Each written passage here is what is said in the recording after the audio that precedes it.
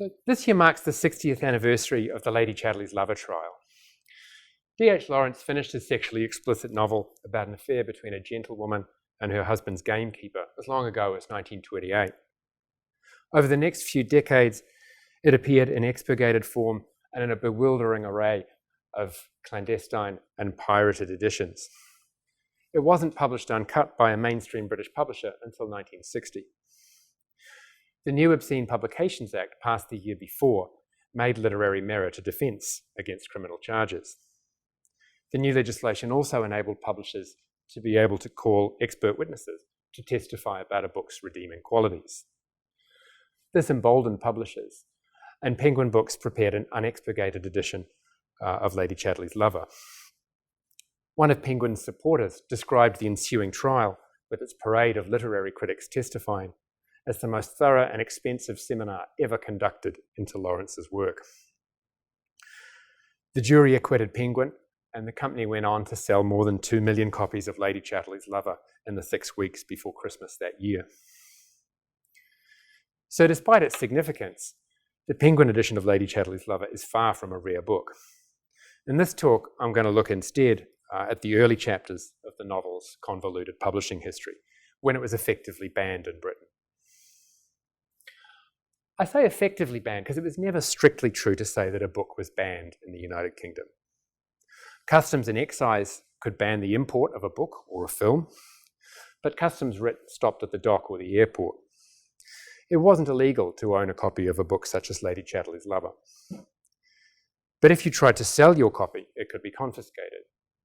If you tried to send it through the mail, you could be charged under the Post Office Act. A court could order a consignment of books destroyed on the grounds of obscenity.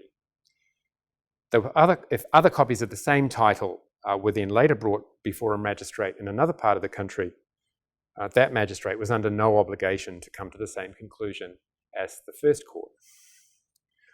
All the same, for an established British publisher with capital to lose and directors to answer to, a court order usually meant the withdrawal of a book.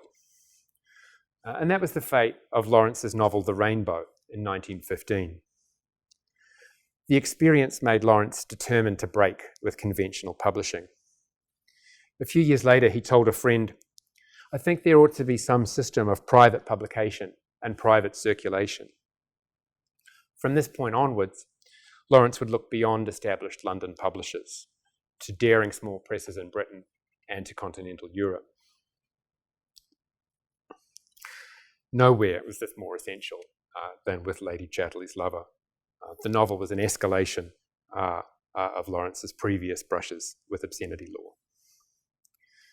Lady Chatterley's Lover is famously explicit. It includes extravagant descriptions of sex, as well as more diagnostic descriptions of unsatisfying sexual encounters. The sex scenes probe the question of whether meaningful human relationships are possible in a modern world of machines and ugliness. Mallows, the male protagonist, makes speeches about life that are full of sexual terms. Lawrence saw himself as reclaiming words that had become coarsened, used as expletives by a culture that was afraid of sexuality. So the first edition of Lady Chatterley's Lover, a copy of which we have here in Rare Books in Fisher, was published in Florence. This was a limited edition, each copy numbered and signed. The title page announces that the book was privately printed. That is, Lawrence himself was the publisher, and he sold it by subscription, not retail. Lawrence found a publisher through the Florentine bookseller Pino Orioli, who he knew well. And Orioli was someone who, Lawrence was not the only English writer that Orioli knew. He had extensive connections with writers across Europe. And the Italian fascist regime, this is the late 1920s, the Italian fascist regime didn't exercise anything approaching total control of publishing and bookselling. The printing shop that Orioli found was a small operation. It didn't have enough type to set the whole book. So the first half of Lady Chatterley's Lover was set, and sheets for 1,200 copies were printed. And then the type was scrambled or disassembled, and then rearranged to print the second half of the book. This first edition had a shadow that also claimed to be the work of the same Florentine printer, the Tipografia Giuntina. In central London at the same time, the late 1920s, a network of small presses and bookshops was running a guerrilla campaign against what they called the censorship. Charles Lahr was the linchpin of this network. He was an anarchist. He was born in Germany, had come to Britain in the first decade of the 20th century, and then was interned as an enemy alien during the First World War. When he got out, he started his progressive bookshop in Holborn, and this functioned as a cramped salon for bohemians and dissidents on the right as well as on the left. Nearby, F.J. Joyner and Alan Steele ran a business called William Jackson Books. They were the London agents for Orioli. These booksellers and a handful of others that I could mention were in regular contact with a group of expat Australians who were also running boutique publishing operations. There was Eric Partridge of the Scholatus Press, later well known in certain circles as a sort of democratic lexicographer. He wrote this compiled this titanic dictionary of slang and unconventional English, which is still amazingly useful. It's the anti-OED. As well as Partridge, there was Jack Lindsay and P.R. Stevenson of the Fanfrolico Press. And Fanfrolico existed largely to publish the art and writings of Jack's father, Norman Lindsay. Stevenson also founded his own small press, the Mandrake. D.H. Lawrence was an important presence in this scene. His work meant a lot to these booksellers and publishers. They sold his books, and they printed work by and about him. Lawrence attracted people who regarded bourgeois civilization as bankrupt, but who hadn't yet settled on an alternative ideal. Or, to put it another way, Lawrence attracted people who were politically available in the volatile years between the end of the First World War and the taking of sides that went on after the Nazi seizure of power in 1933. When P.R. Stevenson met Lawrence in the late 1920s, he was on his way from communism. He joined the party in 1926 to the pro-Nazi and pro-Japanese positions that he'd take after his return to Australia in the early 1930s. So to come back to Lady Chatterley's Lover, Stevenson and Lahr were both behind what I called a ghost edition of Lady Chatterley's Lover. Lahr had connections, like Orioli, Lahr had connections with shady publishers, shady booksellers in other parts of Europe, and he kept Lawrence informed of all the pirated versions that were circulating. In January of 1929, Lahr made Lawrence a proposal that they would do a German edition to compete with the pirates. And then, apparently at Stevenson's urging, Lahr changed his mind and suggested an English edition. Lawrence agreed to this. The challenge for them was finding a printer. The job was too big for Lahr's hand press, which was in the basement of his family home. And obscenity prosecutions often began in Britain when the printers saw the material, took fright, and tipped off the police. Stevenson managed to find a willing publisher near Euston Station in central London, and he produced 500 copies bearing the name of the Tipografia Giuntina on the title page. So, went with a fake Florentine edition. And though this edition had Lawrence's endorsement, until I think only about 2 decades ago, it was regarded as a pirate version because it had been such a secret undertaking. 2 other editions of Lady Chatterley's Lover, held by Rare Books, illustrate some different aspects of the role of booksellers and publishers in continental Europe, in publishing many of the confronting works of modernist literature in English. Paris, in particular, was a publishing hub for avant-garde literature. It was also a temporary home to an extensive literary milieu of American and British expatriates. And France's censorship laws were also much less strict than Britain's. Interestingly, though, after the Second World War, the French Republic did introduce more censorship measures, not across the board, but targeting books published in languages other than French, or translations into French of books by authors from outside France. So that the authorities recognise, that this is part of the Paris literary scene, and then place some limits on Paris's capacity as a centre for publishing books that couldn't be published elsewhere. But even in the 1920s, before this clampdown, publishing in France wasn't risk-free. Printers in France, as well as in London, were a worry. So Sylvia Beach, the American proprietor of the bookshop Shakespeare and Company, proceeded very carefully when selecting a printing firm to set her edition of James Joyce's Ulysses, which couldn't circulate safely in Britain or the US until the mid-1930s. Lawrence travelled to Paris in spring 1929 to try to find a publisher for a new edition of the novel with a bigger print run, again, to compete with the pirated versions. He offered the book to Sylvia Beach, but she turned it down. The popular edition, so described, of 3,000 copies, was eventually published by another American, Edward Titus. Titus came to Paris later in the 1920s, after the expatriate literary and publishing scene was already up and running. Titus was married to Helena Rubinstein, the cosmetics entrepreneur, and her business subsidized his publishing operation. A European publisher of a book that couldn't be safely published in Britain could sell it to customers on the other side of the English Channel, could sell it back to customers on the other side of the English Channel, provided that the postal service didn't open the packages.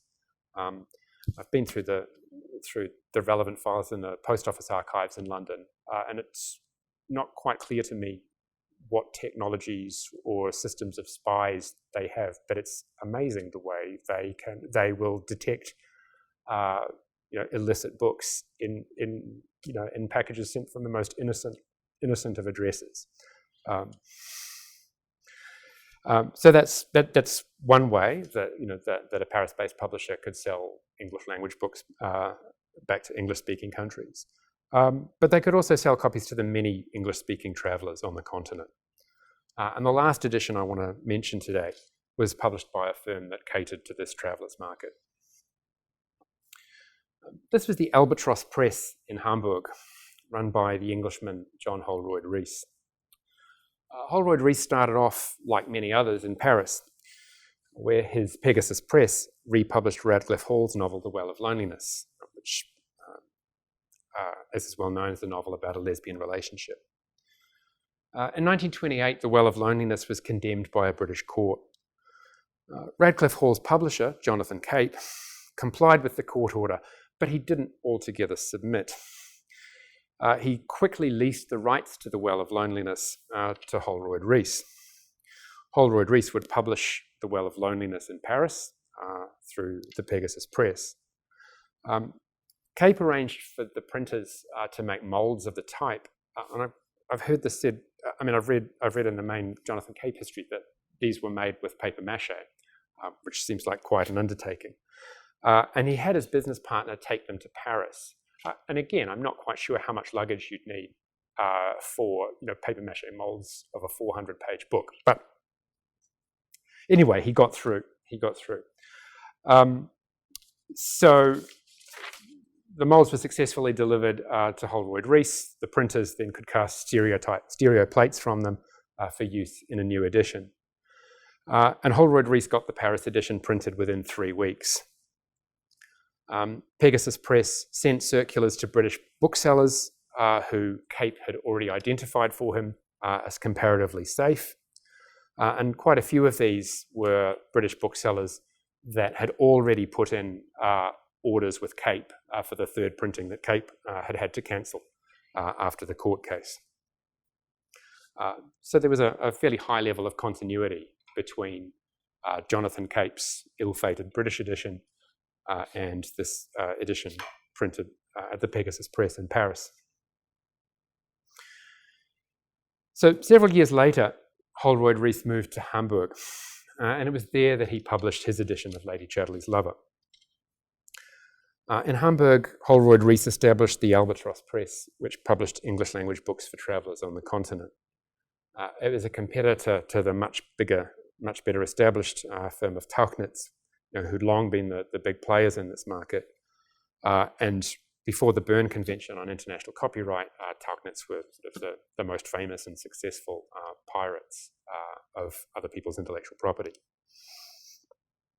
So Albatross had another imprint, Odyssey, which published editions of Joyce's Ulysses, as well as Lawrence's The Rainbow, and the edition of Lady Chatterley's Lover that we have here in Fisher. John Holroyd Rees also played a small part behind the scenes decades later in the 1960 trial of Penguin Books for publishing Lady Chatterley's Lover.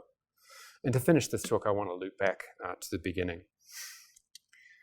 So, although only the defence lawyers called expert witnesses in the Lady Chatterley's Lover trial in 1960, the prosecution did consult some literary people as it planned its own line of attack. An official on the staff of the Director of Public Prosecutions was dispatched to interview Holroyd Rees, who by this time had retired from publishing and was back living in England. Nearly 3 decades on, Holroyd Rees took a dim view of Lawrence. He gave the DPP official some talking points about the failings of Lady Chatterley's Lover. The official described Holroyd Rees as somewhat eccentric, but still wrote up some literary critical notes on Lady Chatterley's Lover, reflecting Holroyd Rees's canons, the importance of good grammar, how well the background of the characters was fleshed out, whether the word choices in the dialogue were true to the time. And he passed these on to the prosecuting counsel, Mervyn Griffith-Jones. Griffith-Jones became a laughingstock for asking jurors in his opening statement whether Lady Chatterley's Lover was the sort of book they'd feel comfortable having their wives or their servants read. And this went down badly. This is 1960. Very few British families employ live-in servants. 3 of the jurors were women. He seemed totally oblivious to this. And this was a jury at the Old Bailey in London. We've got records of the jury pool. There were 3 or 4 dock labourers there, a machinist, teachers. I mean, none of these people were servant-keeping classes, from the servant-keeping classes. And so he looked out of touch and essentially a sort of upper-class twit and totally ridiculous. What most people don't sort of note is that he actually recovered quite quickly from that and got back to his usual intimidating self. And some of his other questions proved a lot harder for witnesses to bat away. So when the prosecution cross-examined the Cambridge academic Graham Hough, a literary critic, Griffith-Jones went through a list of really embarrassing quotations from the novel, half asking Hough's opinion. The questions that Griffith-Jones asked followed the lines that Holroyd Rees had suggested. Is this good grammar? Why does a good writer have to be so repetitious? Is the dialogue realistic? The question of realism, the novel's verisimilitude, had a special significance in an obscenity trial. Over the years, legal authorities had suggested that the literature of a period was our only real guide to the ways that people in the past had thought and behaved, and that this justified allowing classic books with bad language or sexual content to be republished without cuts. The jurist Fitzjames Stephen had proposed this in the 19th century, and the winningly named Mr. Justice Stable had proposed this, made the same argument in a case a couple of years before, in 1954. Griffith-Jones reminded the jury in the Lady Chatterley's Lover trial of what Mr. Justice Stable had said. He then read out the scene from the novel in which Constance Chatterley's father, Sir Malcolm, who's a painter, a member of the Royal Academy, Sir Malcolm has lunch with Mallows, Constance Chatterley's lover. In this scene, Sir Malcolm asks Mallows what sex with Connie was like. On being told that the sex was good, Sir Malcolm exclaims, and I'm just going to stare at my script and read this so it doesn't look like this is coming from me. On being told the sex was good, Sir Malcolm exclaims, "I'll bet it was. Ha ha! My daughter, chip off the old block, what? I never went back on a good bit of fucking myself." The prosecutor put the question to the witness. Do you think that any future generation reading that conversation will get anything approaching an accurate picture of the kind of way in which Royal Academicians conducted their conversation? Thanks.